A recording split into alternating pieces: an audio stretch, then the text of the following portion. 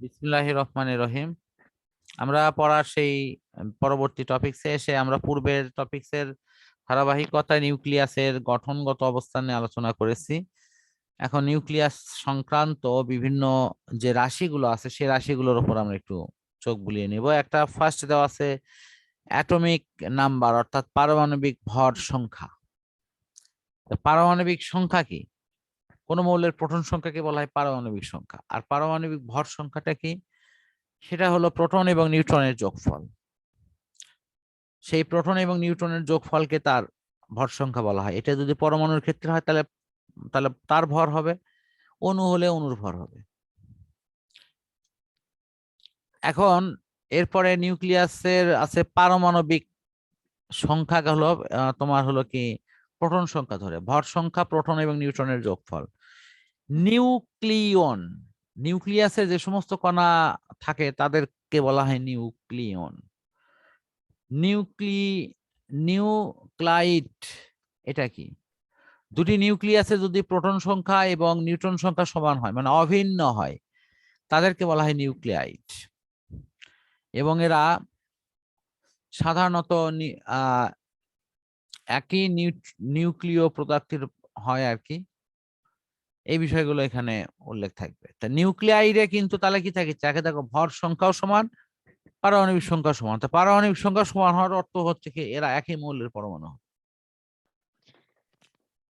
কারণ একই মৌলের পরমাণু কিন্তু পারমাণবিক সংখ্যা সমান থাকে। তা আইসোটোপের ক্ষেত্রে এই ধরনের প্রবলেম গুলো সাধারণত তৈরি হয়। পারমাণবিক ভরের একক অ্যাটমিক মাস ইউনিট, AMU। এটা মনে হয় অনেক জায়গায় দেখে থাকবে তুমি। প্রথমত আমরা পারমাণবিক ভর বের করেছি প্রথমে হলো হাইড্রোজেন স্কেল অনুসারে হাইড্রোজেন পরমাণু দ্বারা। কোন মৌলের পারমাণবিক ভর, পরমাণুর ভর অথবা কোন যৌগের অণুর ভরকে হাইড্রোজেন যে ইয়েটা আছে সেই হাইড্রোজেন দ্বারা যদি আমরা কম্পেয়ার করি তাহলে কিন্তু অনায়াসে কিন্তু পারমাণবিক ভরটা পেয়ে যাই। যেমন অক্সিজেনের পারমাণবিক ভর হলো 16, তার মানে অক্সিজেনের একটি পরমাণু 16টি হাইড্রোজেনের সমতুল্য, অথবা একটি হাইড্রোজেনের যে ভর হবে সেটি অক্সিজেনের গিয়ে 16 গুণ বেশি হবে। আশা করি মূল তাৎপর্যটি বুঝতে পারছো। এখন প্রশ্ন হলো যে এই যে আমরা হাইড্রোজেন স্কেল অনুসারে যে কথাটি বলতেছি, যে হাইড্রোজেন স্কেল ধরে পারমাণবিক ভরটা হওয়ার কথা, তাহলে এটি এখন নাই কেন?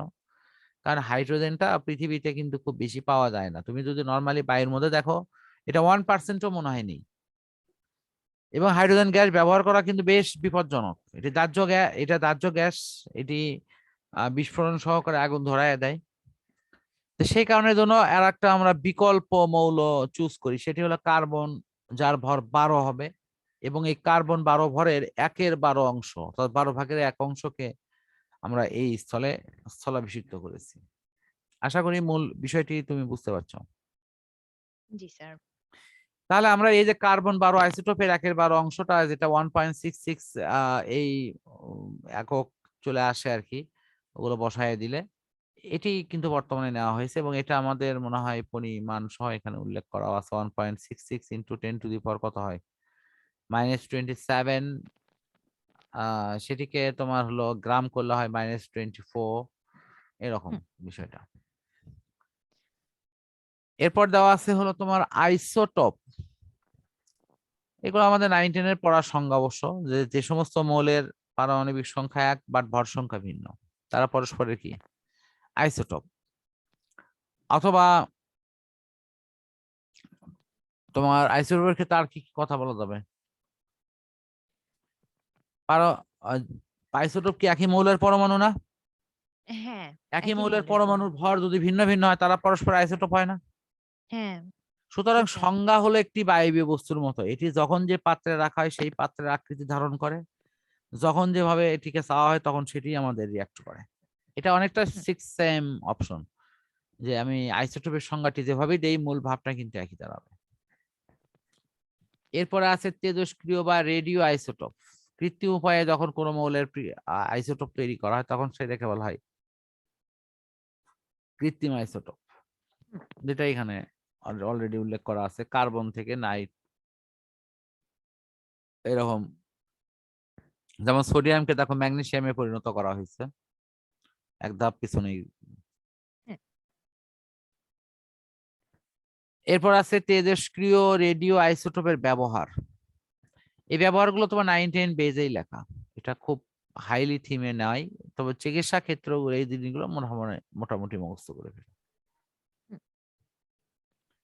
এই চিকিৎসা ক্ষেত্রে যেটা দেওয়া আছে কোনগুলো কি কাজে লাগে, যেমন সোডিয়াম এটা কোন কাজে লাগে, ফসফরাস কোন কাজে লাগে, কোবাল্ট 60 যেটা দেওয়া আছে এটা কোন কাজে লাগে, এগুলো আয়োডিন গুলো কি কাজে ব্যবহার হয়, খুব সংক্ষেপে এটার উপরে একটা ধারণা করে নিলেই ইনশাল্লাহ হয়ে যাবে। যেমন কৃষি ক্ষেত্রে দেওয়া আছে, কৃষিক্ষেত্রে আমরা যে বিভিন্ন ধরনের হাইব্রিড পণ্য চাষ করছি বা কীট পতঙ্গ মুক্ত অবস্থায় নিয়ে চাষাবাদ করতে পারছি, সেটা কিন্তু তার কিন্তু একটি অবদান আছে এখানকার সিমেন্টস গুলো আর কি।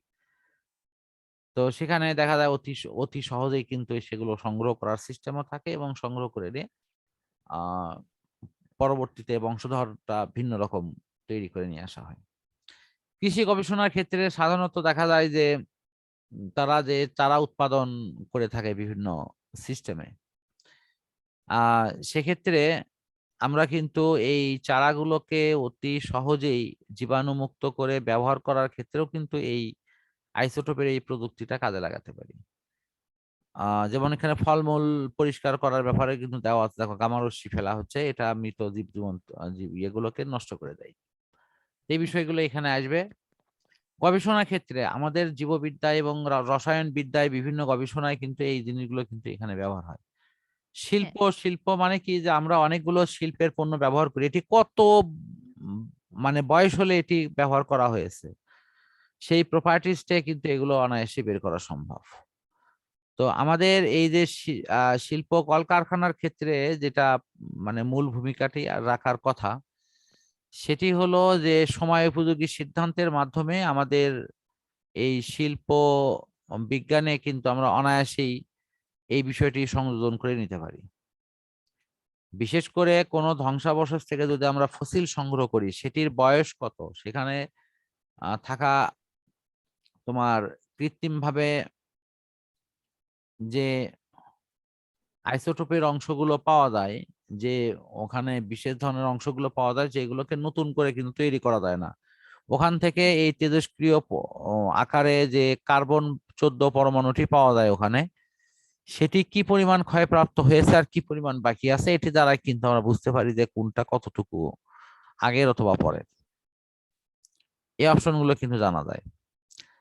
তো আমি এই যে তোমার ফসিলের থেকে, অর্থাৎ বিভিন্ন জনের যে তোমার কঙ্কাল থেকে শুরু করে দেহের বিভিন্ন অবয়বগুলো উদ্ধার করা হয়েছে, তো হ্যাঁ। সেগুলো কিভাবে তোমার এই আইসোটোপের মাধ্যমে বয়স নির্ণয় করা যায়, এটা আমি পরবর্তীতে দেখলাম যে হুম। বয়স নির্ণয় করার ক্ষেত্রে কিন্তু ওখানে যদি কোনো আইসোটোপের ক্ষেত্রে কার্বন পরমাণুটি যদি একটা জীবকোষে অবস্থান করে, তখন কিন্তু সেটার যে চারিত্রিক বৈশিষ্ট্য হয় হ্যাঁ।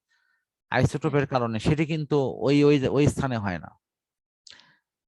বাট যখনই কোনো প্রাণী বা উদ্ভিদ মারা যাবে, তখন সেদিন থেকে কিন্তু তার কার্বন তৈরি হওয়া বা বাহির থেকে কার্বন ইন করা কিন্তু বন্ধ হয়ে যায়। সুতরাং দেহাবশেষে যে কার্বনের অংশটি আছে, সেটির মাধ্যমে হুম। কিন্তু অনায়াসেই এটি দেখা যায় যে এটি মানে কতটুকু প্রাকৃতিক বা কৃত্রিম ভাবে এটি তেজস্ক্রিয় হয়েছে বা কতদিন ধরে হচ্ছে, এই তেজস্ক্রিয় আইসোটোপের বয়স কতদিন, এগুলো নানাবিধ হিসাব করে কিন্তু অনায়াসেই বের করা যায় যে এইগুলো কতদিন আগে নির্মাণ করা হয়েছে বা হ্যাঁ। কতদিন আগে এগুলো ব্যবহার করা হচ্ছে, অথবা এই ফসিলটা যে কোনো কোনো জীবদেহ থেকে পাওয়া গেছে এটি কতদিন আগে মারা গেছে, এটা বের করা যায়।